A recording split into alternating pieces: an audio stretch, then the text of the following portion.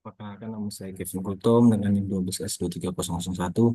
Jadi di sini saya akan mempresentasikan tugas dari proyek PropStat saya untuk menganalisis juga summary jurnal bahasa Inggris tentang PropStat itu yang saya ambil itu hipotesis UGT dan ANOVA pada judul berikut yang berarti menelusuri hubungan antara karakteristik personal dan pekerjaan manajer proyek serta keamanan psikologi dalam tim virtual.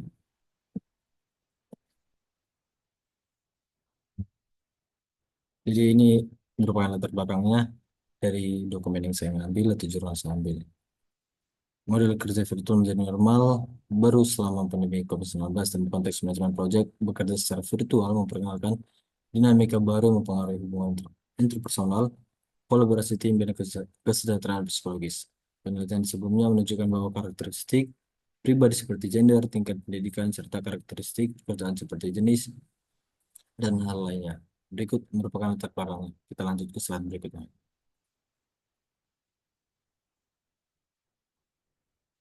Jadi ini merupakan slide di mana rumusan masalahnya. Jadi penelitian ini dilatar belakangi oleh kurangnya pemahaman mengenai pengaruh karakteristik pribadi dan pekerjaan terhadap keselamatan psikologis manajer project yang bekerja dalam tim virtual.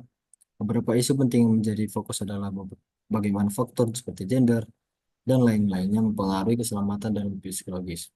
Hal ini penting untuk menjawab tantangan yang dihadapi manajer proyek dalam menciptakan lingkungan kerja yang aman secara psikologis, terutama di tengah dinamika kerja virtual yang semakin kompleks. Ya, karena itu penelitian ini juga bertujuan untuk menjawab pertanyaan berikut. Kita lanjut ke slide berikutnya. Ini merupakan tujuan dari penelitian jurnal yang saya ambil. Jadi tujuannya itu adalah mengidentifikasi pengaruh karakteristik pribadi terhadap keselamatan psikologis manajer proyek, menganalisis hubungan antara karakteristik pekerja dan keselamatan psikologis, dan juga memberikan rekomendasi kepada organisasi untuk meningkatkan keselamatan psikologis dalam tim virtual. Selanjutnya, ini merupakan hipotesis yang akan dianalisis dalam jurnal tersebut. Itu terdapat ada tujuh, yang dimana hipotesis pertama adalah akan ada perbedaan signifikan dalam tingkat keamanan psikologis dalam manajer proyek pria dan wanita yang bekerja dalam tim virtual. Nah, hipotesis kedua akan ada hubungan signifikan antara tingkat pendidikan manajer project dan juga keamanan psikologis yang dialami dalam tim virtual. Yang ketiga adalah kualifikasi manajemen project manager dan tingkat keamanan psikologis yang dialami tim virtual. Begitu juga sampai dengan hipotesis kedua. Kita lanjut ke slide hasil analisis. Oh, tidak lupa di sini juga saya menggunakan metode penelitian yang di mana penelitian ini menggunakan pendekatan kuantitatif dengan metode survei. Data dikumpulkan dari 104 manajer project di Inggris melalui kuesioner berbasis Likert.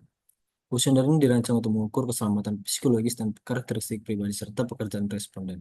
Teknik analisis data meliputi UGT digunakan untuk membandingkan rata-rata keselamatan psikologis antara dua kelompok seperti gender, dan juga menggunakan ANOVA digunakan untuk membandingkan rata-rata keselamatan psikologis antara lebih dari dua kelompok seperti tingkat pendidikan dan juga jenis sertifikasi. Variabel yang diukur meliputi dari gender, tingkat pendidikan, pengalaman kerja virtual, jenis industri, dan juga sertifikasi profesional. Data dianalisis menggunakan perangkat lunak SPSS untuk menguji hipotesis yang telah dirumuskan. Nah, ini merupakan hasil tabel dari hasil penelitian tersebut. Yang dimana bisa kita lihat pada hipotesis pertama yaitu gender, menunjukkan bahwa manajer proyek pria memiliki tingkat keselamatan psikologis itu yang lebih tinggi dibandingkan wanita dengan rata-rata 3,136, sedangkan wanita 2,614 yang dimana akan mendapatkan P value-nya itu adalah 0,04, di mana kita di sini menggunakan P value-nya itu sama dengan 0,05 sebagai perbandingannya. Nah, di sini kan 0,04 lebih kecil dibandingkan 0,5. Jadi dia itu keputusannya itu bisa kita lihat mendukung hipotesis H1 atau bisa juga disebut dengan menolak H0. Bisa kita lihat di sini di tabel pertama ini sebentar. Jadi bisa kita lihat di tabel pertama ini merupakan penjelasan dari menampilkan variabel atau kategori, dan kolom kedua sini menampilkan nilai atau rata-rata yang simpangan baku untuk keselamatan psikologis dan setiap kategorinya. Nah, yang ketiganya ini merupakan menampilkan statistik uji, itu mau itu T atau F, daripada dan nilai P untuk mengukur signifikansinya. Nah, jadi tersebut. Jadi kita di sini menggunakan T untuk sebagai uji hipotesis T-nya dan juga F untuk ANOVA-nya. Jadi di hipotesis pertama ini menggunakan dari uji T yang dimana T-nya itu sama dengan 2,695 dan juga P-value 0,04 di mana lebih kecil daripada 0,05 maka itu mendukung hipotesis A1.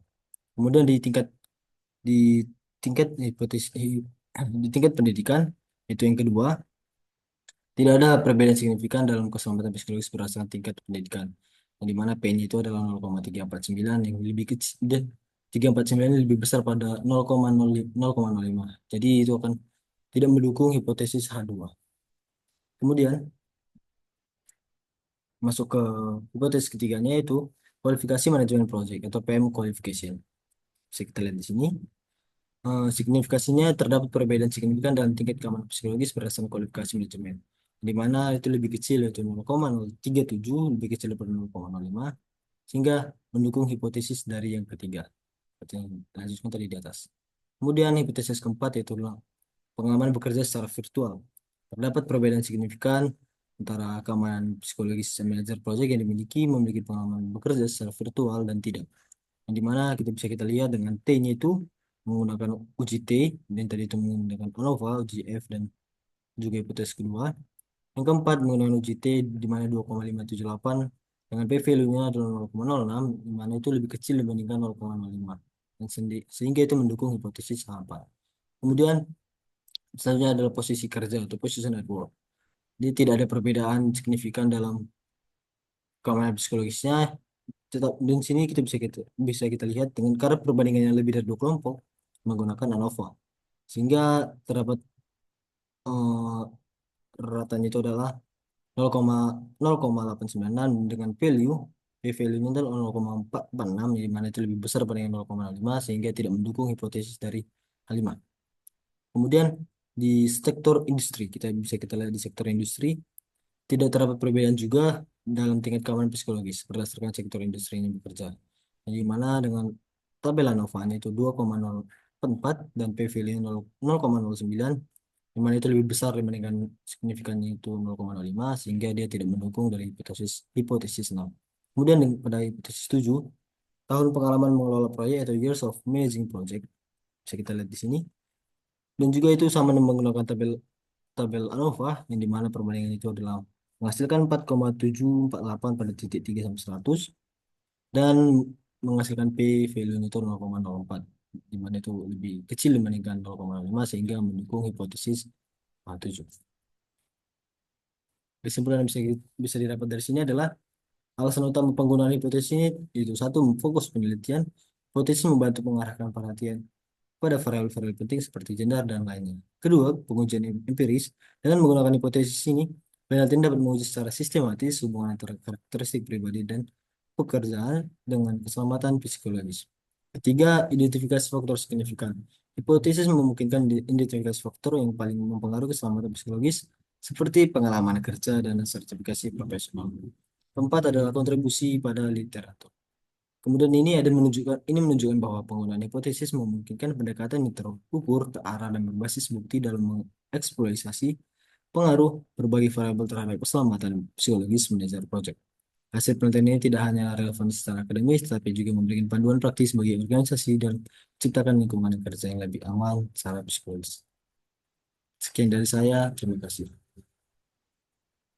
Gimana?